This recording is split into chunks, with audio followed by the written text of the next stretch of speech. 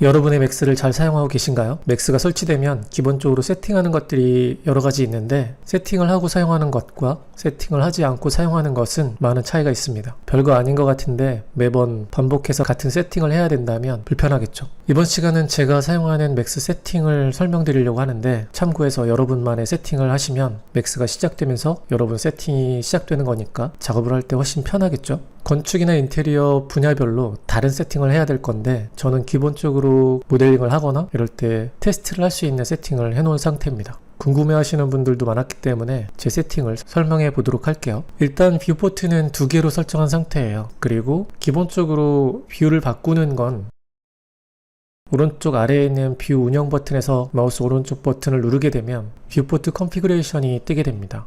여기서 설정하고 싶은 것들이 있겠죠. 보통은 레이아웃을 설정하게 되는데 여러분이 자주 사용하고 있는 뷰포트를 설정할 수 있겠죠. 기본으로 4개가 설정되어 있고 저는 2개를 설정했습니다. 여러분이 작업을 하다 보면 불필요한 뷰가 계속 보이게 되는 경우도 있죠. 그리고 하나만 보고 작업하는 경우도 있고 크기를 조절해서 작업하기도 하는데 가장 많이 사용하는 뷰를 보고 작업하는 게 좋으니까 처음부터 그렇게 설정을 하는 게 좋겠죠. 그래서 저는 2개로 설정한 상태로 작업을 하고 있고 그래서 이렇게 설정을 해놓은 상태고 맥스를 설치한 다음에 바로 설정해야 되는 것들이 있는데 작업자마다 다르겠지만 커스터마이즈 메뉴에서 프리퍼런스를 열어서 설정을 하게 됩니다. 초급자인 경우에는 크게 상관은 없지만 작업이 많은 큰 작업을 하고 용량이 커지는 작업을 할 경우에 씬 언더 횟수가 굉장히 중요한 역할을 하게 돼요. 여러분 메모리가 크다면 또 상관이 없겠죠. 최근에 나온 맥스들은 100번까지 언더 횟수를 설정한 상태로 기본 설정이 되어 있는데 왜 그렇게 세팅했는지는 저도 잘 모르겠어요. 근데 작업을 계속 반복하다 보면 언더 횟수가 줄어들게 됩니다.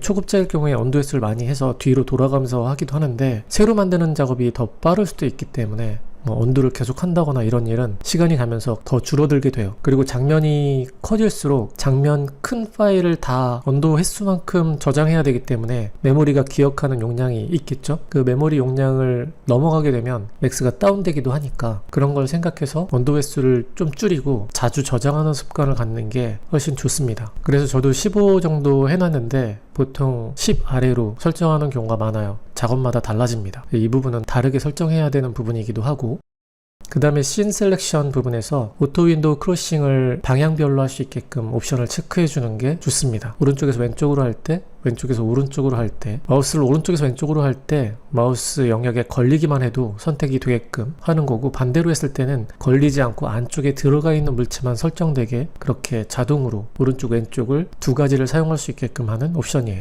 그 다음에 스피너 스냅을 사용하는데 스피너 스냅은 숫자 오른쪽에 보이는 위아래로 된 삼각형을 스피너라고 하는데 이 스피너 스냅을 사용하게 되면 일정 거리 안에서 마우스가 반복되기 때문에 값을 조정할 때 편하게 조정할 수 있습니다. 저는 사용하는 편이고요. 뷰를 막 넘어가기도 하니까 그렇지 않게 하려고 일정 범위 안에서 스피너 값을 조정되게끔 옵션을 체크해 줍니다. 여러분이 필요한 소수점 자릿수를 입력하시면 소수점 셋째 자리까지 나오게 한 상태고 또 스냅을 걸어서 설정된 값만큼 수치가 변하게끔 할 수도 있습니다. 필요하다면 설정하시면 되겠죠.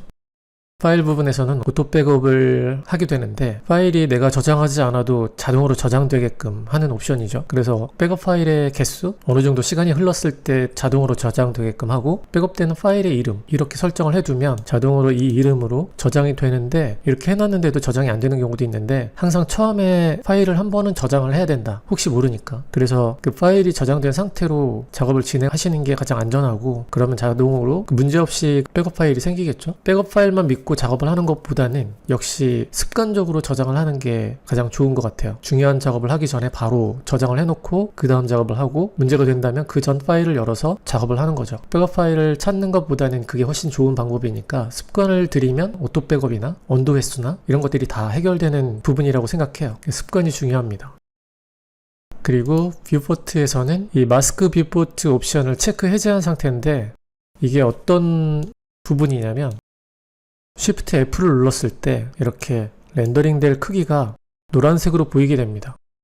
근데 바깥쪽도 그냥 뷰포트 상태로 보이게 되죠. 물체도 그대로 보입니다. 기본 옵션은 이게 체크되어 있어요. 이 옵션이 체크되어 있기 때문에 바깥쪽은 검정색으로 보이게 돼요. 답답하잖아요. 물론 이 안쪽은 잘 보이지만 그래서 저는 물체가 어떻게 되어 있는지 외부 상황도 확인하고 필요한 부분을 더 이쪽으로 끌어당기는 작업을 편하게 하기 위해서 옵션을 해제한 상태입니다. 만약 여러분도 이게 필요하다면 뷰포트에서 마스크 뷰포트를 체크 해제한 다음에 사용하시면 돼요. 설정해야 될 부분은 이 정도인데 감마 같은 경우도 기본으로 다 체크되어 있고 인풋 아웃풋 자체가 2.2로 되어 있기 때문에 따로 설정하는 부분은 맥스가 버전업 되면서 없어졌습니다. 이대로 사용하시면 되니까. 프리퍼런스에서 또 설정해야 될 부분은 크게 없는데 나머지는 초급을 벗어나면서 계속 작업을 하다 보면 불필요한 것들이 생겨요. 난 다 알고 있으니까 이런 거 필요 없다 그러면 툴팁이나 디스플레이 되는 경고창이나 이런 걸 다 끌 수도 있습니다. 그때 이런 부분에 대해서 매뉴얼을 참고해서 불필요한 것들을 다 꺼버리면 더 편하게 빠르게 작업을 할 수 있겠죠. 창이 하나 덜 뜨니까 그런 것도 확인해 볼 수 있겠고요. 그리고 뷰포트 탭에서 또 하나 이 셀렉션 부분이 있는데 기본적으로 이 셀렉션이 체크되어 있어요.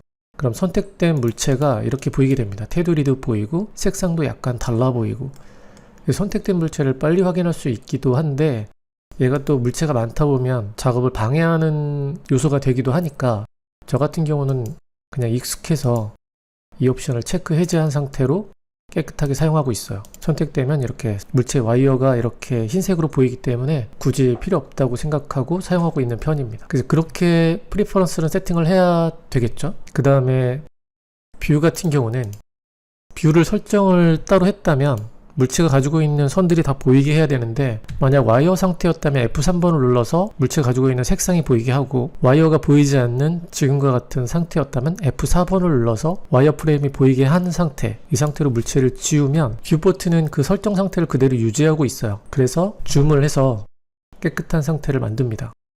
바깥쪽에 보이는 노란색은 Shift F를 눌러서 렌더링 될 크기를 제가 봤기 때문에 그건 다시 Shift F를 눌러서 보이지 않게 했고요. 렌더 세팅도 해야겠죠. 그리고 렌더러도 세팅합니다. 렌더러 같은 경우는 VLA를 많이 쓰면 VLA로, 코로나 렌더를 주로 사용한다면 코로나 렌더를 세팅하면 되겠죠. VLA 같은 경우도 여러분이 기본적으로 렌더링하는 그 사이즈를 기본 세팅으로 해놓습니다. 저 같은 경우는 샘플 렌더링을 많이 하기 때문에 정사각형으로 해놓은 상태고, 혹은 여러분이 원하는 옵션이 있겠죠. 그 옵션에 그 크기로 테스트할 수 있는 크기를 설정합니다. 기본적으로 모델 렌더를 한다거나 그럴 때 오버라이드를 해놓고 하면 바로 모델링 렌더를 하나의 색상으로 렌더링도 할 수 있기 때문에 그렇게 놔도 될 것 같고요. 그렇지 않고 작업이 편하게 하려면 나머지 렌더 옵션들을, 그런 옵션들만 다 설정해 놓으면 될 것 같습니다. 이미지 샘플러 같은 경우는 버켓 모드를 선택했고요. 버켓 샘플러에서는 민 सब디비전 값은 2로 맥스 सब디비전 값은 24였는데 20으로 수정했습니다. 이미지 필터 같은 경우는 최종 렌더에서만 사용하면 되기 때문에 저는 오프한 상태고요. 저만 알고 있으면 되니까. 컬러 매핑 같은 경우도 여러분이 자주 사용하고 있는 그 컬러 매핑 타입을 선택하시면 돼요. 어드밴스 옵션에서 만약 서픽셀 매핑 같은 경우를 체크해 준다면 더 문제를 해결하면서 갈 수도 있겠죠. 그래서 이렇게 세팅해 주시면 될 것 같고, 장면마다 이 부분은 조금씩 다르게 설정할 수도 있으니까 일단 기본 세팅만 해주시면 될 것 같아요. GI 같은 경우는 기본 설정이 블루투포스하고 라이트 캐시입니다. 블루투포스는 따로 설정할 게 없고 라이트 캐시만 सब디비전 값만 테스트용으로 1500 정도 사용하고 있고요. 세팅에서는 따로 설정할 게 없습니다. 기본 그대로 사용하는 거고, 렌더 엘리먼트에서는 애드 버튼 눌러서 VLA 디노이저 채널만 추가한 상태로 렌더링을 하고 있어요. 이렇게 되어 있죠. 이게 기본 설정입니다. 이렇게 해서 뷰포트에서 물체가 어떻게 보일 건지, 그리고 뷰포트 레이아웃, 프리퍼런스 세팅, 그리고 렌더 세팅, 렌더러 이렇게 세팅을 해 두셨다면 이 상태가 여러분의 시작 파일이 되겠죠. 근데 장면에 조명이 없기 때문에 장면에 조명 하나 정도 추가한 다음에 세팅을 해 두시면 더 좋아요. 저 같은 경우는 돔 라이트를 하나 세팅해 놓은 상태인데 VLA 라이트 돔 타입으로 뷰에 설정한 상태고요. 기본값이 멀티플라이어 1이기 때문에 1로 하고 맵으로 VLA 비트맵 HDRI를 세팅합니다. 모델링 같은 경우 테스트를 하기 때문에 인테리어 공간이라면 달라질 것 같고 또 익스테리어라면 달라질 것 같아요. 그래서 모델 같은 경우 가구나 이런 것들을 만들고 테스트할 때는 이런 스튜디오 라이트하고 비슷한 공간, 인테리어 공간이죠. 이런 HDRI를 세팅해서 사용하는 게 좋고, 인테리어, 익스테리어 같은 경우는 외부 하늘이나 이런 것들이 많이 보이기 때문에 가구나 이런 것들이 아니라면 인테리어나 익스테리어를 주로 하는 작업을 한다면 익스테리어 관련된 HDRI를 세팅하면 좋겠죠. 그렇게 해서 세팅을 해 놓으시면 될 것 같아요. 지우고 세팅되어 있는 돔라이트도 위치가 0,0,0으로 위치를 이동시킨 다음에 Shift L 버튼으로 숨겨 놓습니다. 그럼 이제 장면은 깨끗한 상태죠. 모든 뷰포트를 줌을 다시 해주고 이 상태가 여러분의 세팅 장면이 되는 거죠. 저의 세팅 장면이기도 하고 파일을 저장합니다. 세이브 할 때는 여러분 맥스가 설치되어 있는 기본 씬 폴더가 있어요. 맥스가 기본적으로 불러오는 씬 폴더가 있는데 보통은 내 문서 파일 안쪽에 3D Max 버전별로 폴더가 있고 그 안에 씬 폴더가 있습니다. 그 안에 저장이 되는데 이 저장 파일의 이름은 maxstart.max로 저장해 놓으시면 맥스를 리셋했을 때도 이제 여러분의 맥스 세팅이 그대로 뜨게 됩니다. 라이트도 있고 렌더 세팅도 여러분이 설정한 세팅 그대로 뜨게 되는 거죠. 장면에 물체를 하나 만든 다음에 렌더링을 한다면 이미 여러분이 세팅을 해놨기 때문에 그 세팅 값 그대로 뜨겠죠. 다른 조명을 만들지 않아도 이 상태에서 물체를 확인하거나 또는 조명을 살짝 회전시켜서 원하는 세팅을 찾으면 되겠죠. 물체를 확인할 때는 굉장히 빠르게 확인할 수 있으니까 조명의 각도나 필요한 밝기 값을 설정해 두면 훨씬 더 좋은 세팅이 되겠죠. 이렇게 해서 오늘은 제 기본 맥스 설정을 알아봤는데 사실 기본적으로 알아야 될 설정만 했을 뿐이지 여러분이 맥스를 사용할 때 필요한 설정들이 더 있습니다. 모디파이어를 어떤 것들을 주로 사용하는지, 자주 사용하는 스크립트, 자주 사용하는 플러그인, 그 다음에 자주 사용하는 재질하고 맵이 있겠죠. 이런 것들도 순차적으로 몇 번 시간을 나눠서 제가 사용하는 설정들을 설명해 드리도록 할게요. 기본 설정 잘 하시고 맥스 좀 더 쉽게 사용하시면 즐거워지겠죠. 오늘은 여기까지고 다음 시간에 더 재미있는 내용으로 만나요.